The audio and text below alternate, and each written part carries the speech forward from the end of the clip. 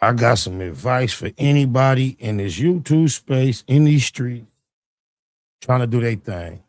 Don't get Byron Blake on your bumper. I know Ceddy Nash hate the name Byron Blake. It tastes like shit in his mouth. Shout out to the homie brother Blake. He takes this nigga to task routinely, similar to 1090 Jake. He doesn't care how much it seems like it's not gaining traction. He stays consistent. He stays precise. He stays clear. He does his best to be factual. If there's any moment that he ever says anything that he's not sure is 100% accurate, he will make sure to bring attention to it. I respect his spirit as a public speaker and bringing forth content similar in spirit. And he be on Fetty, Ceddy, Nasty Nash head. And I was sliding through these YouTube streets, and I don't know, it seemed like I may have heard this title before from Naomi, right? But every time I take the time to tap in, it seems more clear, a bit more information. He has the patience to repeat himself enough. Repetition is almost the most important thing when it comes to actual memorizing. I always refer to the Bible, but just think how many times the church gets a new story. It's not a testimony. They sit up and tell the same old stories about Paul, John, James, Moses, Elijah, and they tell them over and over again as if it's the first time you heard it. And that brings about familiarity. So whether you heard some of these details before, like myself, hearing them sometime when he bring them, it's like, damn, said he did that. It let you know how marshmallow of a place the internet is, that he can have any type of report or presence as a tough guy, thug guy, gangster guy, let alone a neighborhood rolling 60 Crip from LA. But with no further ado, we finna see what Byron Blake says the cop calling Crip has been up to. Silly Ceddy, nasty Fetty Nash. Oh, blah, blah, blah, blah.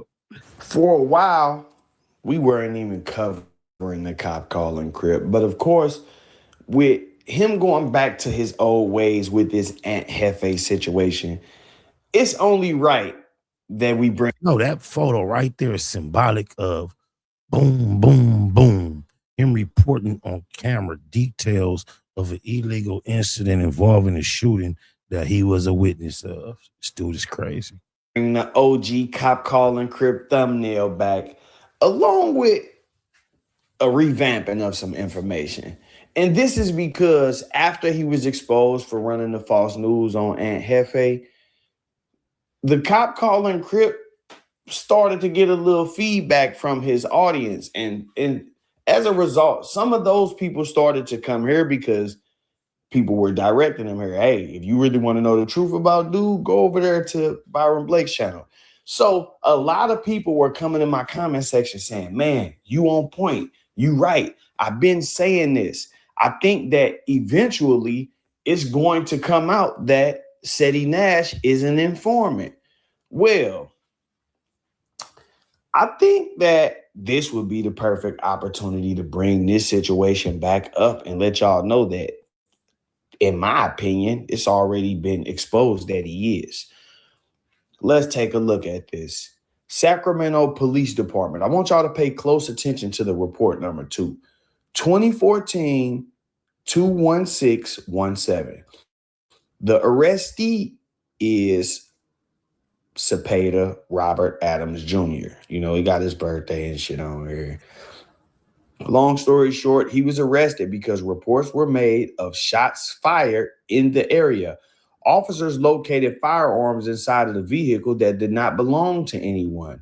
I requested video footage and police interview of Cedric Adams in regard to report number 14 21617 and the police incident summary of Cedric Adams' interview in regards to report number 14 21617. This is the response that I received, and I want y'all to pay close attention. Now, the fact that he a neighborhood Crip allegedly, any said statement should never be anything longer than I don't know, I wasn't there, don't ask me. The statement includes anything other than that, and it's not expounding upon how little you know, how much you weren't there, then you're talking too much. to the verbiage that is used in this response. It says that your records request is denied. The records you requested are exempt from disclosure pursuant to the following exemptions. So they're not saying that they don't have a statement. They're not saying that, they never did an interview with him. They said these records are denied because they are records in which the public interest in maintaining confidentiality outweighs the public interest in disclosing. So, in other words, law enforcement and the public benefits more from keeping these statements private and confidential than the public would benefit from having this information on hand. In other words, we got to keep this confidential. Confidential informant. Why else would you have a confidential statement? Now, Facts. I want to double back on something because I want y'all to see why I requested the cop calling CRIP Ceddy Nash's statement in relation to this incident when it says that Cepeda was the one who was arrested. A close look at this document will show you that in report number 2014-21617, Cepeda Adams was the arrestee. However, the victim and person who called for assistance was listed as none other than his younger brother, Cedric Adams, who was 24 years of age, by the way. He called himself the LA landlord. Anybody not convinced at this moment, sit here, pause, get in the comments and tell me why he not all bad just with that information. And then wait, it gets worse. There's even more. But tell me how this ain't enough. He was clearly in Sacramento. Cedric Adams, 24 years old. Y'all see it. And of course, we can't forget that even though he tried to spin it, Ceddy Nash himself told us that when this incident occurred, he got in the car with the police as they rode around and looked for the suspects. Also, it should be noted that while he was in the car riding around looking for the police, riding around with the police looking for the suspects, the police also had a helicopter out looking for these guys as well. The following incidents occurred between 12 o'clock a.m. Copper to a cripper? Nah. You and 600 need to be making content together every day. Two wannabe 6-0s. Oh, Baba. 600 is Ceddy. And 11:59 p.m. on Friday, January 24th, 2014. Incident number 14021-617, assault, Western Ave and Ford Road. Officers responded to a report of a shooting. It was reported that shots were fired from a dark-colored SUV towards another occupied vehicle, but no one had been struck or injured. Officers rushed to the area along with an outside agency police helicopter. A vehicle matching the suspect description was located and its 3 occupants were contacted. A search of the vehicle revealed ammunition, and it was determined that the occupants had discarded a handgun from the car. The weapon was recovered. All 3 suspects were adult males in their 20s and arrested for assault, conspiracy, and gang enhancement charges. Now, as we look into this, we're going to break it down step by step. Those guys from the scaffold. One time, gaffled him up because Ceddy Ceddy Nash right in the cut. Comparison to what the report said, a comparison to what Ceddy said, and see where we can find a common ground. Let's start with the notification of the police. How were the police notified about this incident? He told him. According to Ceddy Nash, they were alerted by the shot spotter. Mind you, spot shotters there. Of course they coming. There is no phone call made from Ceddy Nash on that day. I got 10,000 for that. But when you compare the dates, this incident happened Friday, January 24th, 2014, and the shot spotter program wasn't implemented until 2015 in Sacramento. There are multiple articles from 2015 and even some. Oh my God, no way. Got him. See what I mean about getting Brother Blake on your bumper? Especially when your program ain't together, not the thing you want to do. From later years like 2017, where they clearly state that shot spotters were not used in Sacramento until 2015. Now, for validation purposes, I obtained a copy of the police report with the same incident number as the incident number in the daily activity log. According to the police report, officers responded to the location regarding a call, not a shot spotter notification, a call. That's one discrepancy with regard to how they even got to the crime scene. But now let's discuss how they were notified that a shooting took place and that Ceddy Nash was involved. Police pull up. Once the police pull up, it's one officer. That one officer pulls up. What does he do? He asks what happened. I say, man, I got shot at. Right then and there, you all bad, bro. What happened? What you mean? I don't know. I ain't heard nothing happen. What the fuck you talking about? You just told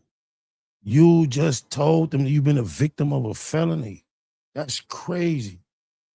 Now, on top of the police report clarifying that an actual call was made and not a shot spotter notification because they didn't even have shot spotters, we now have Ceddy admitting that he was on the scene when the police arrived and that he told the police that he was shot at. That sounds like reporting a shooting to me. But let's see what else Ceddy said. He was like, what kind of car or anything like that? I said, I don't know, man. It's a dark vehicle. You don't know. He said, what kind of car? You said it's a dark vehicle. That is an oxymoron to I don't know. You're contradicting yourself. You're telling while you're trying to talk to the audience, if I said I don't know, but then you're saying right after I don't know, I'll tell you as much as I do know. That's all a rat can do is say as much as he knows. Unless he gonna lie, snitch. That's crazy. Turn back to the daily activity log posted by the Sacramento PD. Officers responded to a report of a shooting, and it was reported that shots were fired from a dark color SUV. So Ceddy is now 2 for 2 with information. He did actually report a shooting, and he did say that it was a dark color vehicle, just like the paperwork is saying. So it ends up happening. Cops say, get in the car. I'm thinking to myself like, oh, shit, nigga, I finna go Shout out Big Sack. You know what type of flack Big Sack got for being in a way more intense situation, scrambling, and what they try to do to him for identifying the shade of a automobile? Come on, who is Ceddy over Sack, huh? That's crazy. Jim, but he don't put the cuffs on me. So I'm like, ooh. So then he pulls up to the exact spot that I was shooting at. He said, they don't cuff victims. You called the police and told them you were shot at. Why would he put cuffs on you? Who do you think you talking to? Is this it right here? I'm like, shit. I'm like, yeah. Now, my question for this would be, how did they get to the exact location where the shooting occurred? And why would you identify the location where the shooting occurred? First and foremost, there should have never been a shooting that you are aware of.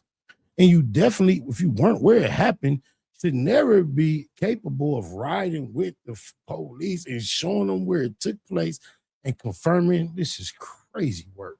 Shout out Byron Blake.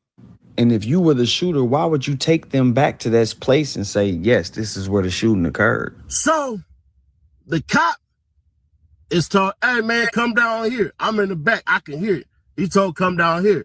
So he busts a right. He go down forward, pull it to the left. There's a big-ass vehicle that I did not remember. So it's a big, I think like an Expedition or something like that or anything like that. Car doors all open. It looks like, to my eyes, oh, shit. Niggas have stole the car and ran off. So I've heard this, what he's about to say before. That means if you look like, you know what when they ask you, is this the vehicle? You know, in the gang, your airport's like, hell no. It wasn't an SUV. It was like a two-door, like a two-seater. This was supposed to be your response. Watch what this queerdo say. They're trying to tell you right in your face that this ain't what it is. He pissed on you, telling you it's rain. So I'm like, oh, damn. So the cops say, hey, is this the vehicle? I'm like, I don't know. Damn, right then and there. I don't know.